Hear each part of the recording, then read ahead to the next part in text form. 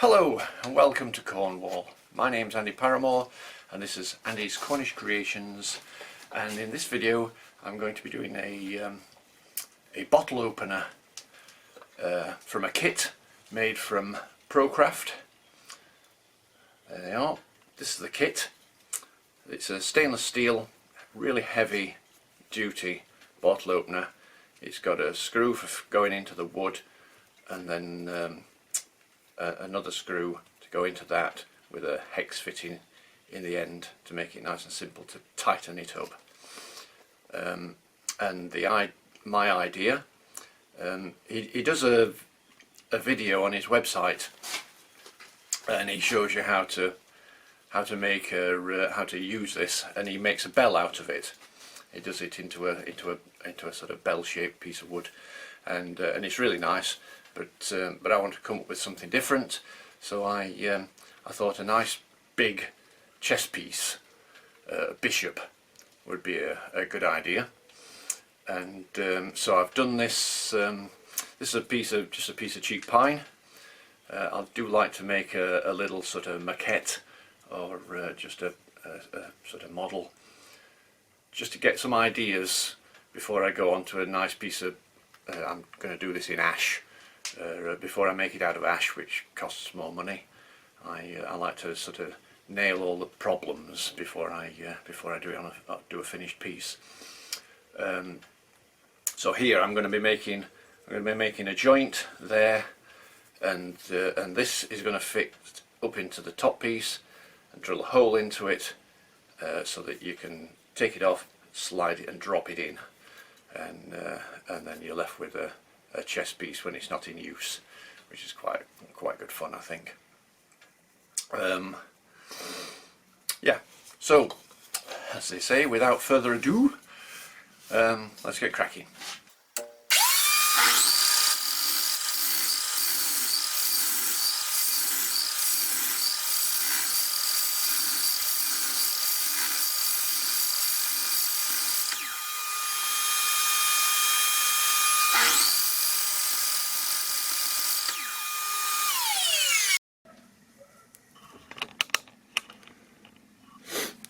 Right, let me just try and explain what I've done so far. Having done this, I realise that to put this slot in, which is what all bishops have, it's going to be quite tricky to do when the piece is turned.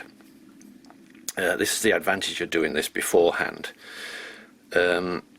So what I've done is, well, there's some footage of it as well, but on the chop saw I've set it at 45 degrees, and I know that this wants to go halfway through the finished piece and finish up there, so I've taken that measurement and replicated it there, taken a 45 up from that point, so I know that that cut is going to be the same as that, and obviously that's the top, and it finishes up, the cut finishes up there, but when it's turned down it will be sort of somewhere down there instead, if you get my drift.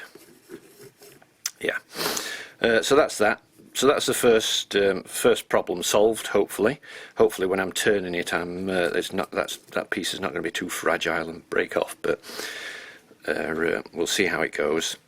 The other thing, I'm going to separate it there, so I'm going to put a tenon on each end so I can mount both pieces. I'll turn it to round and then part it off, but I realise that it's a little bit narrow there, so what I'm going to do, I'm going to do a slightly design change, and I'm going to put another bead just on there, just to bulk up that top edge. So that just makes it a little bit stronger where I drill through, and this slips into it. So just a couple of design changes that I think I'll do, having seen what it's going to turn out like. So we'll get this mounted between centres. I'll just get the centre of each side, put a little hole in and mount it between centres.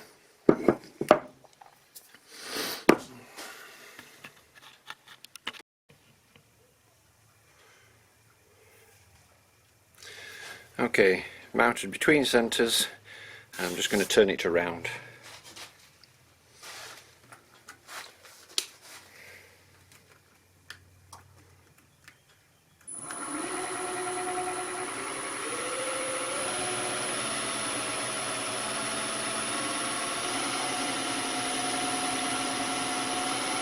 $1200 revs.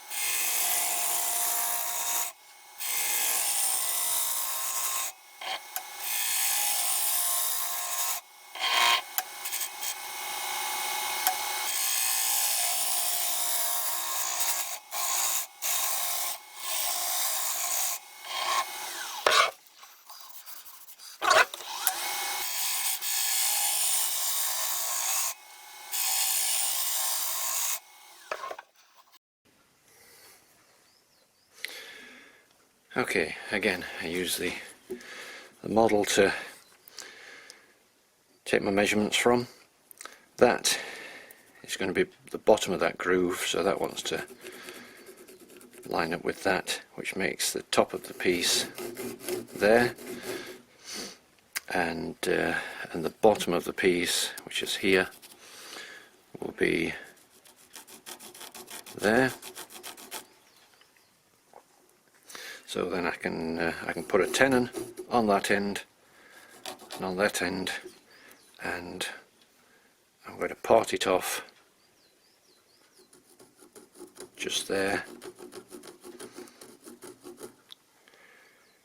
and so I can part it off and mount, and still be able to mount each end, and then when you put it together the grain will still match up.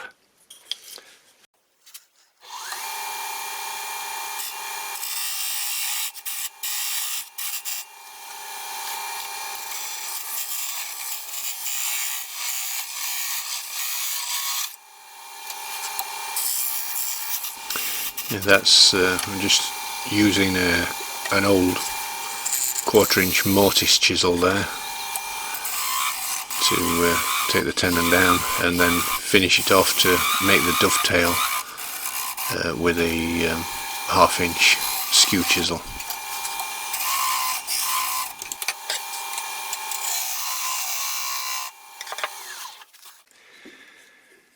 Okay, this point, or this diameter and this diameter are the same, so I can turn that down to that diameter, which is what I've got these calipers set at, and then this point here, which is the widest point of the sort of head and also the bottom of there, I've got a pair of calipers set to that diameter, so I can turn that down to there. So I can just get those rough turned out before I mark any detail on.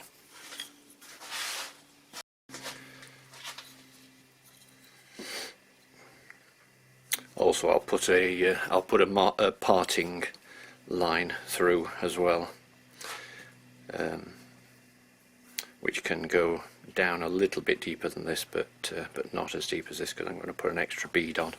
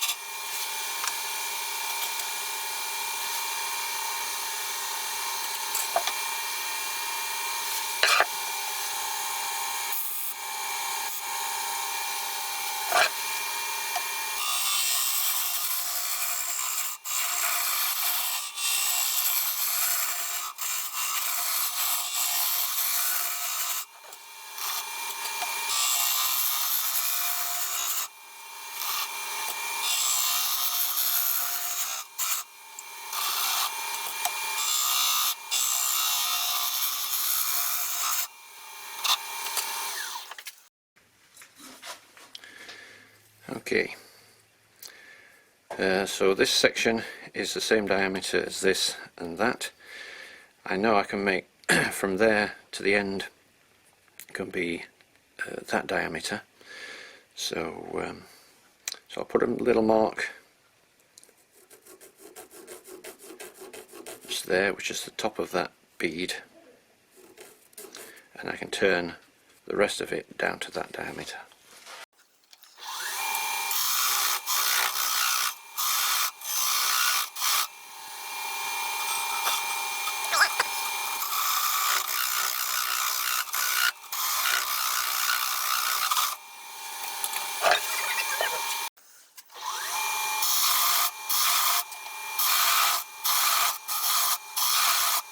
Here I'm using my trusty 3/8 inch spindle gouge.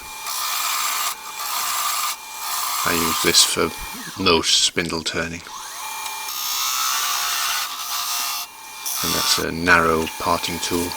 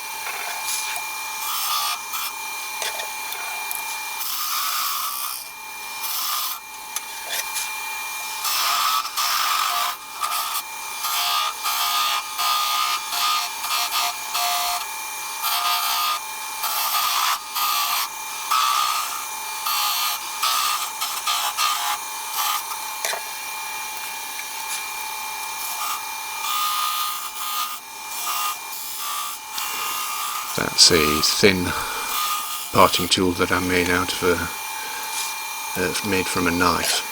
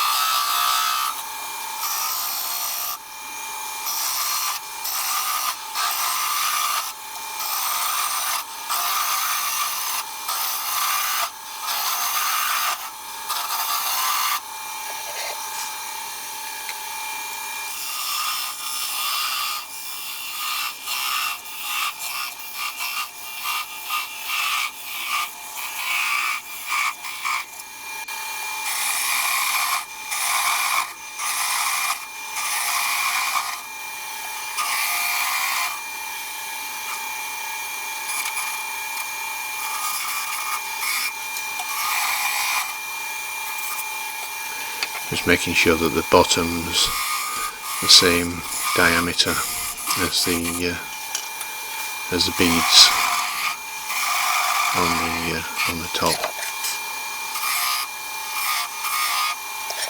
and that's the extra little bead just to bulk up the bottom piece for when I drill out.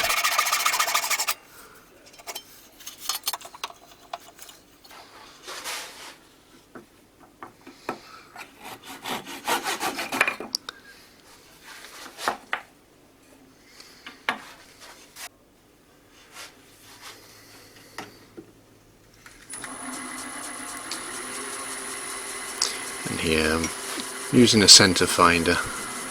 I always use a centre finder to start the hole up, because I do find if you use a long drill and go in it straight off with a long drill, you tend to it tends to wobble a little bit, and you finish up with a larger hole than you wanted than you wanted. This is a 20mm Forstner bit.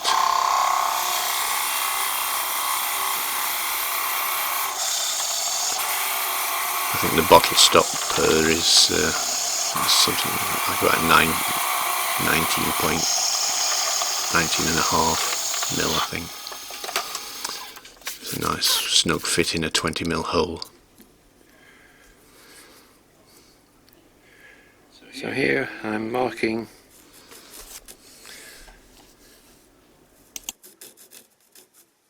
the base there. I'll mark the high point, and this high point I'm going to actually bring down here a bit, so I'll just extend that before I mark that one on.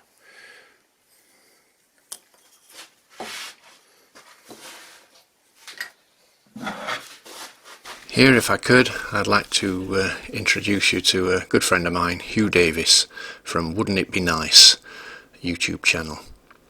He's a bit of a pen specialist, and he's got a lot of videos on segmented pens and things, but also he does a lot of varied work, and it's really worth checking out his channel. If you could take the time to pop over there and check it out, and if you could subscribe, that would be great.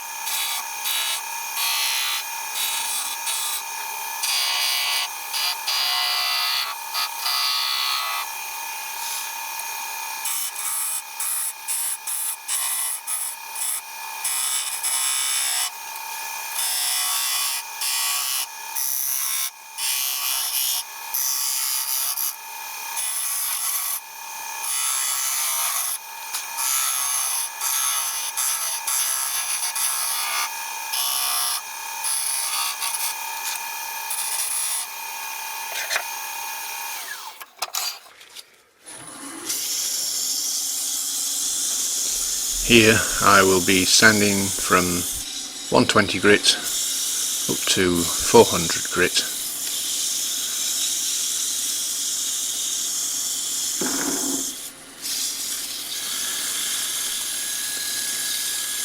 Applying some sanding sealer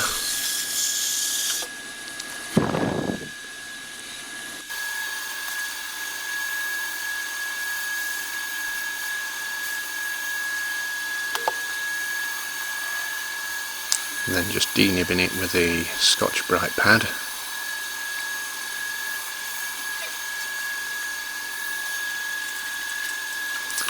And then get the abrasive paste.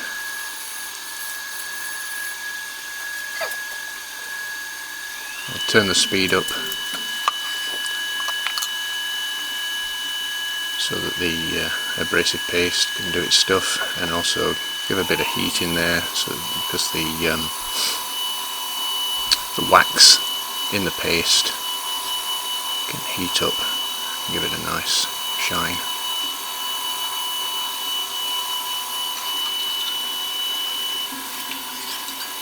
And then finish off with some wood wax 22.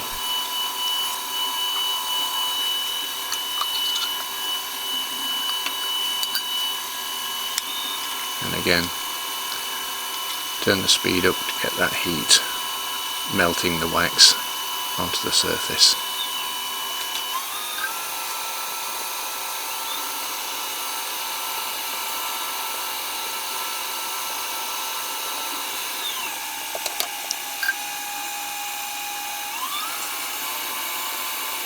And then buff it up.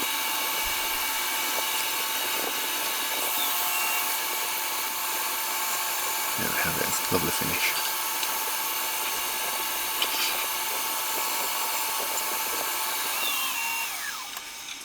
All that remains with a thin parting tool is to part it off, undercutting slightly so that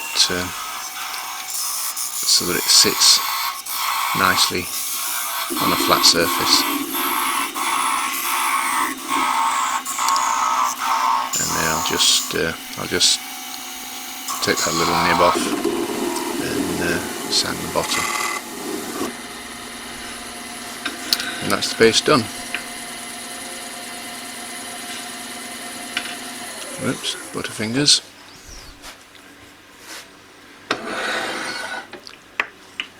And it drops in there nicely. Oops. Nice fit.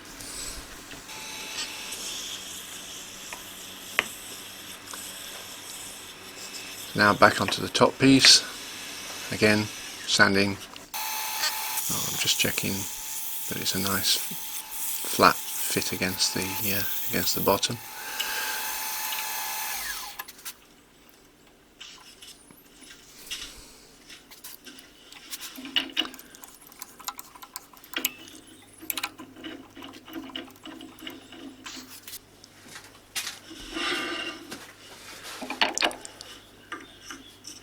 Just checking that it all fits together nicely before finishing it off.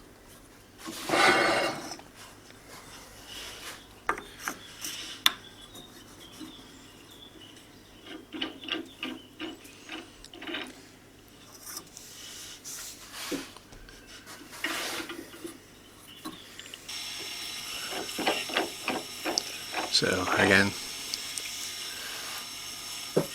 sanding down to 400.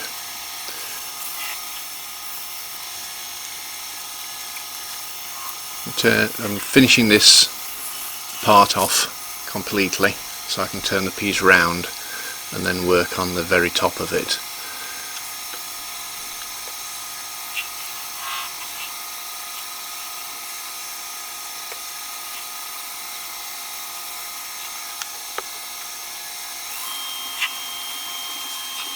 Same process as before.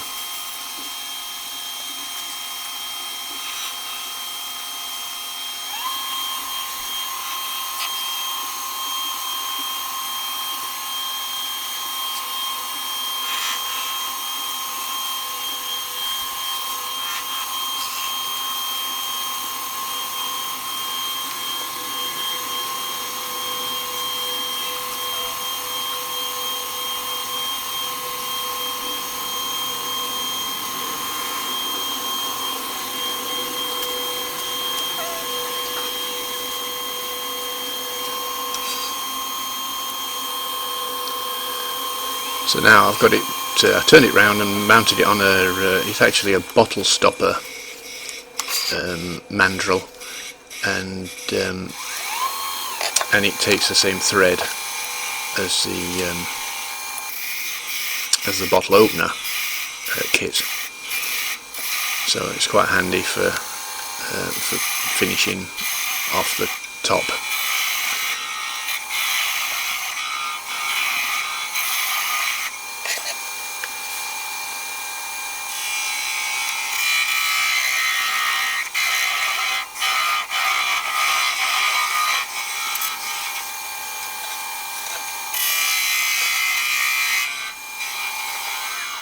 So I'm just creating the little ball on the top of the piece.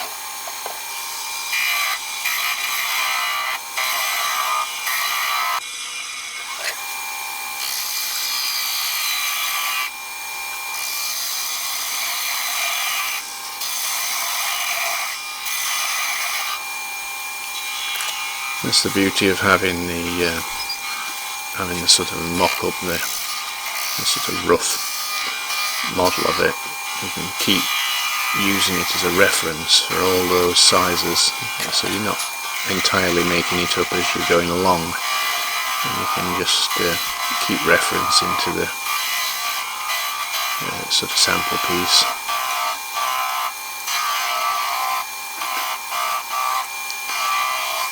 Use a skew chisel. I like to use a skew chisel to take off any high points and just even it out. It does a good job. Back onto sanding. Do exactly the same process. I know I don't need to repeat how to do it again because you were all concentrating when I did it the first time. And you all know exactly what I'm doing, and if you don't, I will be asking questions at the end, so I should go back to the beginning and just look at it again. Only kidding.